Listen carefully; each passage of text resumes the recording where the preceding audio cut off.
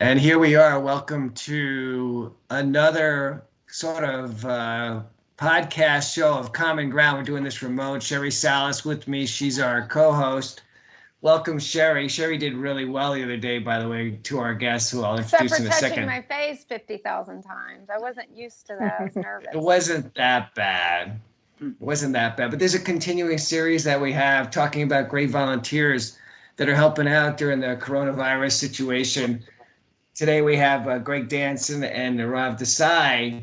What they're going to tell us about their group in a second, but I just want to thank our audience for tuning in. I think as of this morning, this is being taped.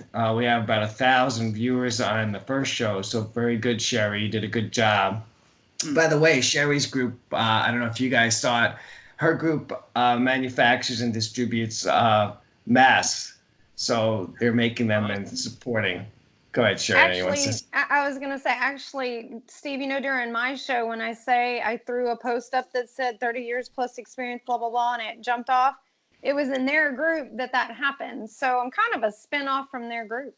Oh, wow. See, so you guys have inspired Sherry kind of to get her group off the ground. So why don't you guys tell us, Greg or Nirav, tell us about the genesis of how your group started, what your thought process. We'll start with Nirav. Go ahead. Well, let's start with Greg. He started the group, so go ahead, Greg. Okay, Greg, go ahead. We're co-running this thing, so we can share. But yeah, about 3 weeks ago now, my wife and I were just kind of sitting in the living room watching the news, and this was right when everything first started. The coronavirus was hitting the news. It was kind of on the airways, and everyone was talking about it. And we started paying attention and noticing how the news media was focusing on seniors and those with underlying health conditions and how it was impacting them more than others. So we were thinking, just sitting there like, how are they feeling? This must be crazy for them. And then that was the same time there was a mad rush for toilet paper. People were going to the store, and robbing it, all that stuff, and food and bread was gone. And we thought about her 93-year-old grandmother who's in Pennsylvania. So she can get around, but she's kind of just by herself. We thought, how in the world is she supposed to get out? So we're telling them if they get out, they could catch the virus. And we tell them, but you have to go fight with all these young people for groceries and supplies. So the original idea with my wife and I was just trying to find 10 people to help me. I was just going to go buy some groceries for some seniors and, go up there and say, hey, what do you need? I can go out and fight the mob for you, whatever, and come pick it up and bring it back to your house. So that was the original idea. And I just posted in a local Facebook page, and people started just saying it was a good idea and started flooding the page. And so I just created another Facebook group and said, hey, whoever wants to do this, come on over and let's get going. And then it just exploded. I think we have about almost 9,000 people who joined. Right. I remember. Wow, 9,000. Yeah. I remember. And that's just in that. Go ahead. What area is that in? Is that in Frisco? Is that Plano, McKinney? It's mainly Frisco and McKinney, but we're starting to receive volunteers and interest from all over the DFW area. So majority in Frisco and McKinney, and some Plano and Allen, but Nirav he can testify. I can tell you. It's been all over the place.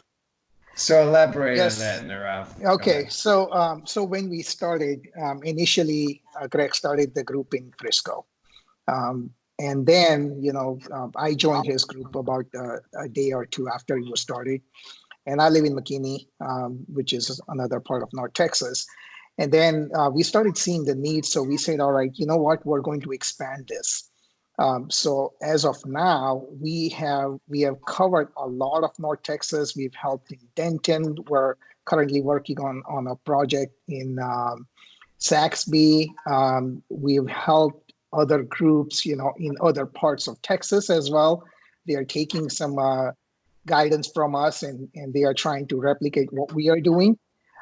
So far in my list, the areas that we've covered about 9 different towns in the North Texas area. And a lot of excitement is going on. And this just for the senior population or general population? Which do you target? Sure. So initially we started with seniors, and then we had So we had two category of people that we were helping. One was senior, and then other were people who were immunocompromised. So regardless of their age, because what our objective was, if it was very difficult for us to go out and do the shopping, imagine people who are at high risk, and senior and immunocompromised people who are at high risk. So those are the two people that we mainly help. And now we are starting to expand into different categories of areas, people who are impacted by COVID-19. Hey guys, did I just happen to notice a name change for the group because I was doing a search? Is there a name change? And if so, can you let us know why? If you don't mind. Yeah, sure. Great question. So name change actually happened yesterday. I know. And what we did, so initially our Fresh name on was, the news. yes, fresh on, absolutely. Initially our group's name was COVID-19 North Texas Relief. And we were hoping, our tagline was, we're helping seniors and immunocompromised people. And then what we have done is, as the time changes and as the situation changes, we are adapting to the needs of the community. So we started looking and we said, okay, in addition to senior and immunocompromised people, there are a lot of people who are impacted by COVID-19. So why don't we expand what we offer to people, and we look at the areas where people are losing their jobs, people are, their businesses are getting impacted, unfortunately. People don't know how to file for unemployment. People are going to need help with food, shelter, all kinds of things. So then we say, why don't we just call ourselves as North Texas Relief? And we can expand what we do a lot more. So we are starting to offer a lot more assistance to people under the North Texas Relief umbrella. So one of the things that we are doing is, if somebody has lost a job and they're looking for another job, we help them with the resume writing. So Greg, how do you keep these people organized to make sure everybody, takes care of certain parts of the population or parts of the, do you have these meetings every morning and say, okay, this group's going to do this and this group's going to do that. So tell our audience basically what you do, how you set that up. I will definitely have to throw this to Nirav because he's the Okay. operations, but I can give it kind of a brief overview. We have Google Docs. We're using a lot of technology on the actual website, or the Facebook page originally, where people can come sign up, and we have them zoned and all sorts of things that we kind of pulled in to know where they are, what they can do, what they want to do, where their strengths are. And Nirav has a team of people who are managing that data, reaching out to the volunteers, finding out what they can do, what they can offer. It's just a whole system we have in place to filter. So out of the 9,000. Well, that must be nice. Yeah, I need one of those. Well, You should join groups, come together with COVID-19. Oh my gosh. We had about 600 people come in and say, I want to volunteer. So that's a lot of people. So we had to develop a plan pretty quickly to kind of organize and find out where they are, what they can do, if they want to. Do they want to run and pick up supplies? Can they donate? Do they want to be on a leadership team? So Nirav is kind of spearheading that. He has a lot of business experience. So that's another big thing that's been helpful for the group, is just all the people volunteering have been a lot of professional people. There are a lot of business owners, real estate agents, marketing professionals. So we developed a team of very, very qualified people. And Nirav is one of those. He knows how to run a business. So he spearheaded that and said, hey, let me get this going. So he's been a big asset. Without him, we wouldn't be able to kind of organize all this, because I was planning for 10. We're a little over 10. So right. So Nirav, how many hours a day does this occupy your time? Yeah, Nirav. How many hours a day does it take? Well, I would say a lot, but it doesn't feel like a lot because we're making a difference. Mm-hmm. So we're driven by passion. When we see shine in people's eyes when they help, and when they say, literally, there was one lady who was in tears and she said, you literally saved my life, because I was so worried about going out. Aww. And then there are seniors who are low income. We went to them 3 times, in fact, one community, and they said that nobody came to us. And if we were just saying that, we would just live off of what we have, and you guys are bringing. So when you see that number of hours that you spend, really, Right. but we're working on this. Our team is working on it pretty much from 5 a.m. to 1 a.m. time frame.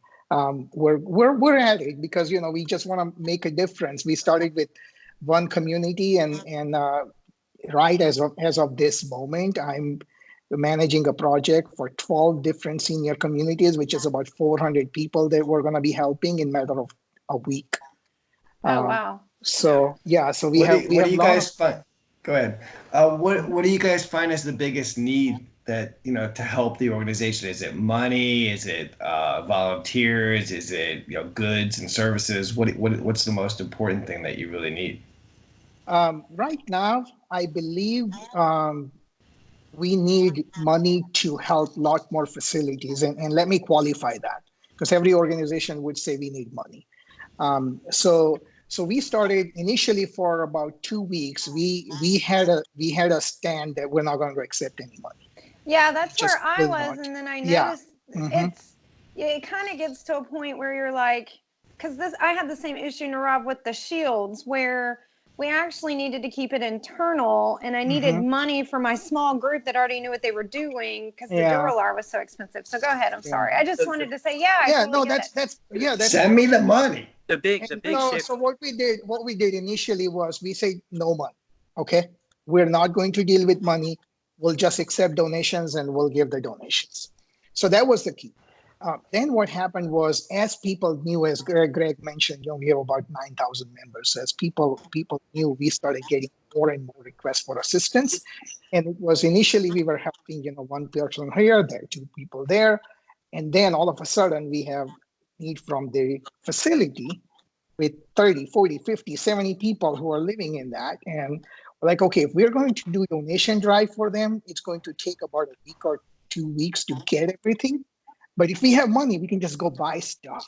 Right. And a lot of people were coming to us and saying, we don't want to go and drive and drop off donation because we don't want to expose ourselves, but we would rather give you money and you go buy it. So, based on the need of people and how situation was changing, we adopted. And that's when we started accepting money. So right now, the reason I'm saying we could use money is we've helped 12 facilities. As I mentioned, I've got another 86 in pipeline that is needing our help. So what about getting political help?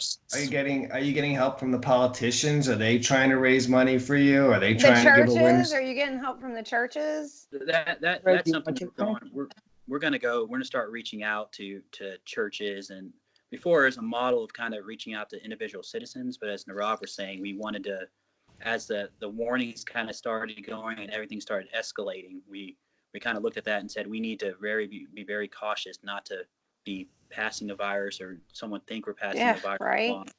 We kind of put a stop to that of collecting items in the community. So the original idea was just pick up from someone, drop off to someone. But now, since that's kind of stopped, since we're in this lockdown order, we're looking at more of getting donations money-wise, or just people purchasing items and sending it to a home or something like that. So that's kind of the model we're moving to. So since that's happening, we're going to start reaching out to churches, and we've had some media exposure with politicians and things like that. So we're looking at those avenues also. But that's kind of the next step for us. You want to say something, Nirav? Yeah, one of the things, so reaching out to politician or church, in fact, churches have reached out to us.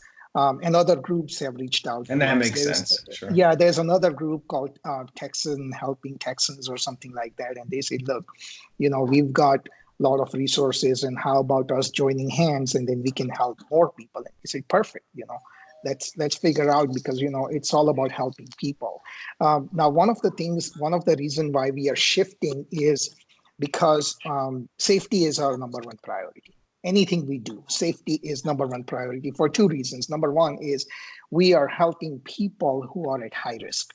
So we don't want to be the carrier that's transmitting virus. Right. And also we don't want to expose our people. So initially, as we started our model, where people were dropping off donation to us and all that. The last assistance round that we did, what we did was we created a wish list on Amazon. And we said, purchase this item and have it shipped to a central location directly. So there's no person-to-person contact. And then as we receive the item, we disinfect everything, and then we distribute to seniors. So those kind of things are making us respond much faster, because our objective is from the time we identify the need to the time we serve the need should be about 2 to 3 days. That's our objective. And how do people find you? Are they like reaching out to people who know people, or they see you on Facebook? So someone in need, how would they find you? So Facebook has been primary way they are finding us, but Greg and team have been on a lot of media. So there has been a lot of media coverage, and that's how people have found us.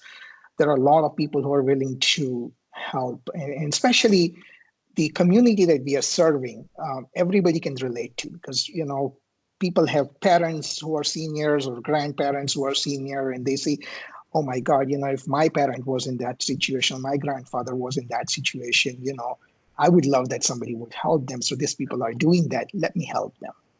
And let me ask, go ahead. Sorry. And I have a question too. Well, I have a question. So guys, are y'all seeing that you're getting donations? Like you just said, people have parents here. Like one of you said that your 93-year-old grandmother's in another place. Are those people donating funds to your cause so then you can help not only their family member, but also kind of support the cause? Yeah, so when they are donating money, they are donating to GoFundMe, and they are not telling us they go help my parents. So it's going towards the cause. Yeah. So you build up this organization, both of you, and Brittany, of course, help, and you have 9,000 people. Eventually, COVID disappears, hopefully, God willing. And now you've got this great organization. Are you going to morph it into something else charitable? Have you thought about that? Yeah, that's what we're looking at that. I mean, we're anticipating that when COVID's done, we've been really focused on the aftermath of COVID. So focusing on 6.6 million now at 10 million in 2-week job loss. So that's why we're kind of moving. We see COVID after the virus is gone is still an opportunity for a while. So that's cool. That's our future plan, long-term plans. We'll look at that, but we think it's going to be here for a while. So you think it's to find employment for these people? Is that going to be your main focus, or we're gonna help them, enable them to help them find employment? So we want to be kind of the bridge. That's why we started this resume service, where we're partnering with some organizations that can help them get their resume going, get it up to speed.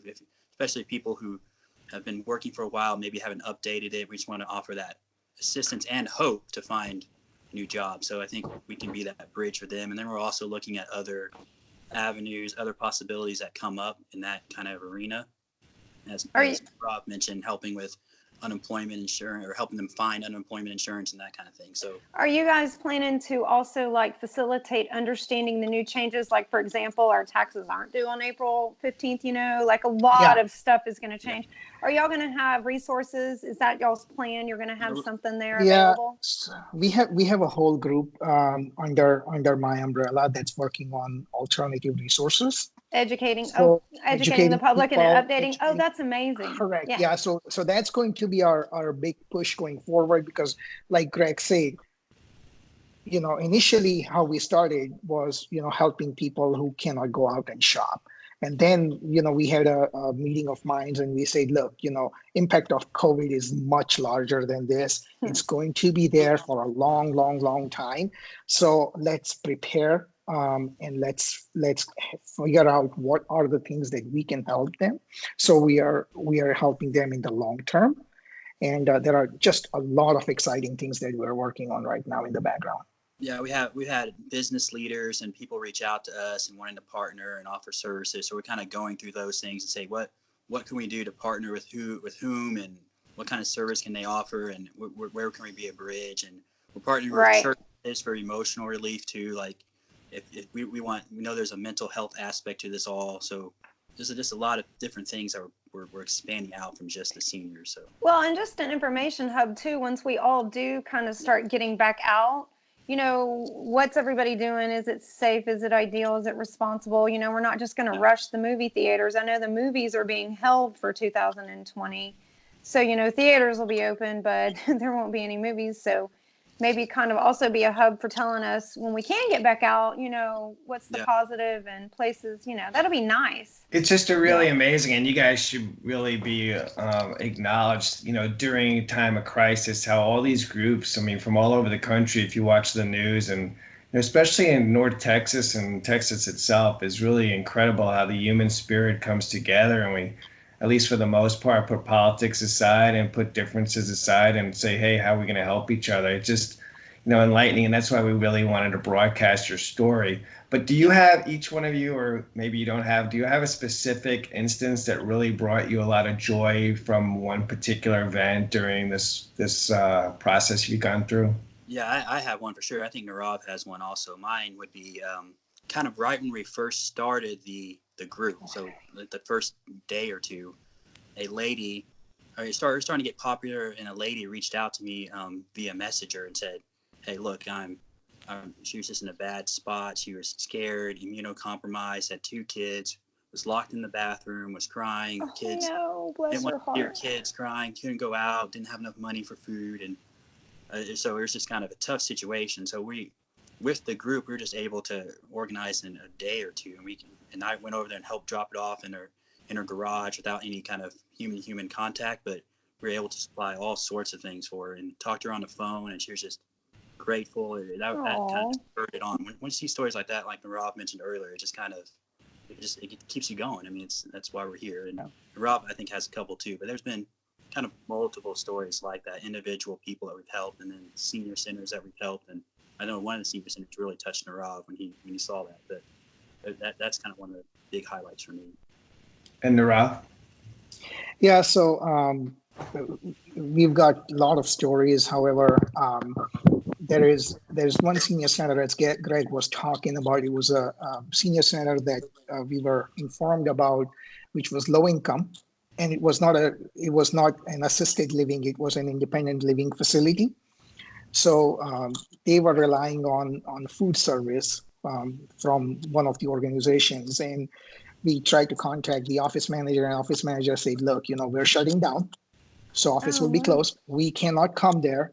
And I said, what about their food? And say, look, the meal service said they will be able to get food till Friday, and that's it. And then nobody knows. Oh my gosh. So all the seniors were in state of panic. And this was actually Wednesday evening when we found this out. So we launched a major campaign. We didn't have anything at the time. And we launched a major campaign and got everything, community just supported so much. And we got so much food and paper towels and toilet papers and you name it. And we got everything and we went to them. And now here's an amazing part. If you go to grocery store, you will see people with their carts and carts and carts, loaded up. Here we are, we put everything on the table and we ask seniors, come, just make sure you're maintaining social distancing and come, get whatever you want, anything you want, just take it. And they would come and they'll take, 2 or 3 of right. And, crazy. And then we would say, look, we have a lot of stuff. Take whatever you want. And you know what they told us? They said, no, I want to leave it for my friends. Right. Right. Charity warms the heart. That's for sure. It was so moving. These are the people, they don't know if they are going to get food next week from their business, but they are not hoarding. Because otherwise, what an example. That's awesome. It was. That was crazy. Yeah. Sherry, do you have any other questions before we try and wrap it up? I was going to ask a question, but it's a little bit of the dark cloud over it. I was just curious if there's any people taking advantage, because I do know that that's something I struggle with in my group a little bit, and it gets frustrating. I don't know if we want to give words to that. If y'all want to, you can, but it was something that was in my head. Yeah. So we learned that. What we did was initially we had a form that people would fill out and say, I need help. And then one of the questions was, are you immunocompromised? And they say yes. And anybody could say that. Okay. And initially we were just running, and we found out that one lady told us, oh, she was senior, and then in the conversation said, my grandpa is doing this, and I'm like, that just doesn't make sense. You're saying you're 60 and you've got a grandpa. So then what we started doing was we have a process. When we receive it, we go through a triage process and we talk to them, and we now we do video conference with them, so we can see Oh, good. how they That's awesome. Oh, That's good. great. That helps us and make sure we are helping right people. Yeah. Right. So where can people find out more about your organization, ways to, their services, way to contribute? Why don't you tell us about your website or your Facebook site? Go ahead, Greg. Yeah, you can go to www.northtxrelief.com, and that'll link you to everything on our site, our pages, how you can volunteer, how you can donate, what services we're currently offering, and where we're expanding. So that's a perfect website for people to go to get plugged in. You want to say that one more time? www.northtxrelief.com. Okay.